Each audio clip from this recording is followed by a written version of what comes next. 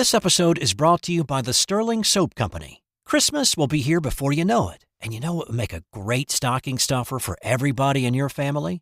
Sterling Soap. From bar soap to shave soap, beard balm to lip balm, aftershaves and lotions, Sterling Soap has something for everyone on your list. Check out their seasonal soaps that will complement the scents of your home this holiday season. And they're more than just soap. They also have a full line of coffee straight from the Sterling Roastery. Find their full line of products at sterlingsoapcompany.com. Looking for the perfect gift for that basketball fan in your life? Well, I've got a book for you. It's called Basketball Now. Newly updated for 2025, it spotlights 50 of the NBA's top stars. Think fast breaks, clutch threes, and buzzer beaters. Captured in stunning photography with sharp, readable analysis. From rising stars to veteran icons, this book is a courtside pass to the game right now. Wrap up a slam dunk this holiday season and pick up your copy of Basketball Now today at your favorite bookseller. This podcast is part of the Sports History Network, your headquarters for the yesteryear of your favorite sport. You can learn more at sportshistorynetwork.com. Hello, sports fans, and welcome to another edition of Yesterday Sports on the Sports History Network. Today, I'm going to discuss the very strange up and down season of the 1973 Atlanta Falcons. The Falcons joined the NFL as an expansion team in 1966. Like most expansion teams, they struggled during their first 5 seasons, winning only 16 of 70 games.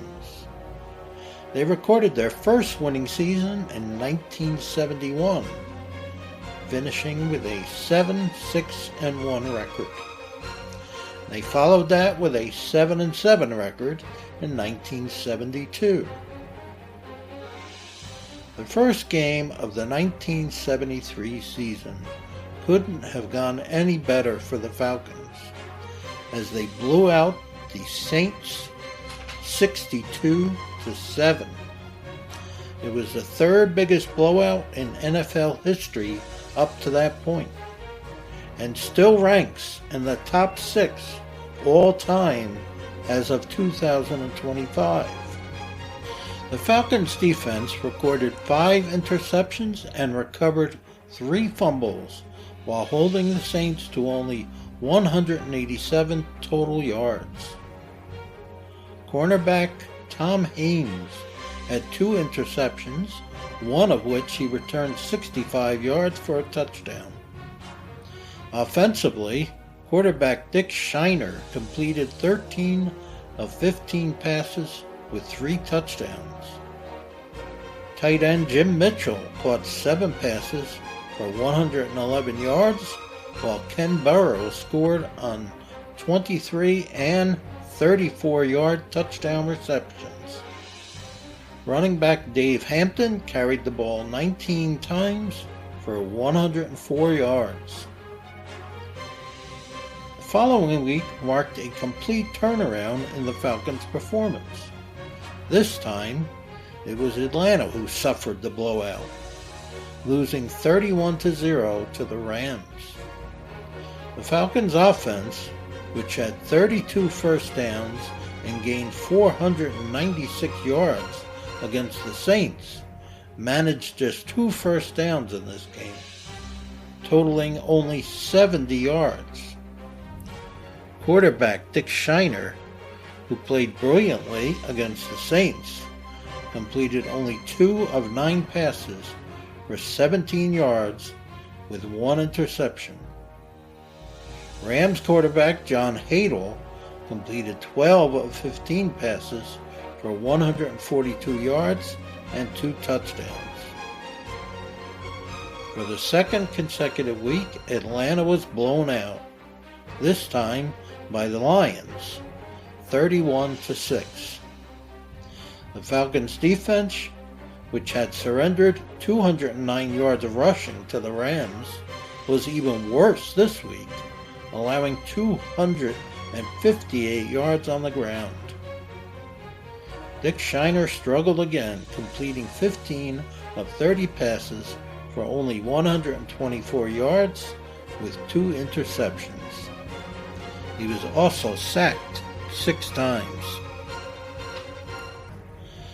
The Falcons' defense played better in a Week 4 game against the 49ers, giving up only 1 touchdown. Still, their offensive passing attack continued to struggle, as Dick Shiner and Bob Lee completed 17 of 38 passes for just 164 yards, with no touchdowns and 1 interception. Atlanta lost their 3rd straight game 13-9 and had not scored a touchdown since Week 1. In a game against the Bears in Week 5, the Falcons fell behind 6-0 in the second quarter before a 24-yard touchdown run by Dave Hampton put them in the lead. Late in the second quarter, Ken Burrow scored on a 41-yard reception to give the Falcons a 17-6 halftime lead. The Falcons never looked back, cruising to a 41-6 victory. The Falcons' defense allowed only 158 yards and recorded 6 sacks. Quarterbacks Bob Lee and Pat Sullivan combined to complete 17 of 20 passes for 257 yards and 2 touchdowns. Next, the Falcons traveled to San Diego to face the 1-4 Chargers, and it was not even close. Atlanta's defense gave up only 177 total yards and 11 first downs, and it forced 5 turnovers, leading to a 41-0 victory. On offense, the Falcons gained 196 yards rushing and 173 passing. Their record was now 3-3, but no one could quite figure out this team. Was it the team that had blown out 3 opponents, or the one that had been blown out twice? Only time would tell. The Falcons started strong in their Week 7 game against the 49ers when Bob Lee, now the starting quarterback, connected with Ken Burrow on a 51-yard touchdown pass. The duo linked up again in the second quarter for a 22-yard touchdown. Atlanta easily secured a 17-3 victory. Nick Mickmeyer kicked a 52-yard field goal, the longest in Falcons history. Bob Lee completed 11 of 13 passes for 236 yards with 2 touchdowns, despite being sacked 4 times. Ken Burrow caught 5 passes for 164 yards, while Dave Hampton had his second 100-yard rushing game. On defense, the Falcons allowed only 178 yards in total. The Falcons fell behind 10-0 early in their rematch with the Rams, but 3 Nick Mickmeyer field goals brought them within 1 point of tying the game. Both teams played strong defense, and the Rams led 13-12 late in the fourth quarter. With only 54 seconds remaining, Nick Mickmeyer kicked the game-winning field goal. The Falcons' defense, which had struggled in their earlier losses to the Lions and Rams this season, had allowed only 2 touchdowns and 35 points in their last 5 games. That will conclude part 1 of our podcast on the 1973 Atlanta Falcons. Join me again next week, and we will have part 2, and we'll see how the rest of the Falcons season went. Thank you for listening. God bless. This podcast is part of the Sports History Network. your headquarters for the yesteryear of your favorite sport. You can learn more at sportshistorynetwork.com. Hey there, sports history fan. This is Arnie Chapman, aka the Football History Dude, and I hope that you enjoyed this recent episode presented by the Sports History Network and were able to learn some good old-fashioned sports history knowledge nuggets. I started the Sports History Network back in 2020 with the mission to help podcasters find a community of like-minded sports history nerds, as well as helping aspiring podcasters to start their own shows. We have a little bit over 30 shows on the network right now covering all sorts of sports history, but as far as I'm concerned, we're just at the toothpick in the ocean moment, that can't even figure it out because there's so much more coming.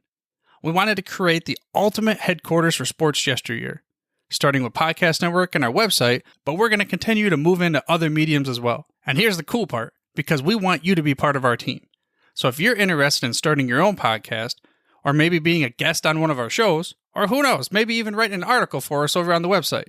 Seriously, all you gotta do is reach out to us on the contact page over at sportshistorynetwork.com.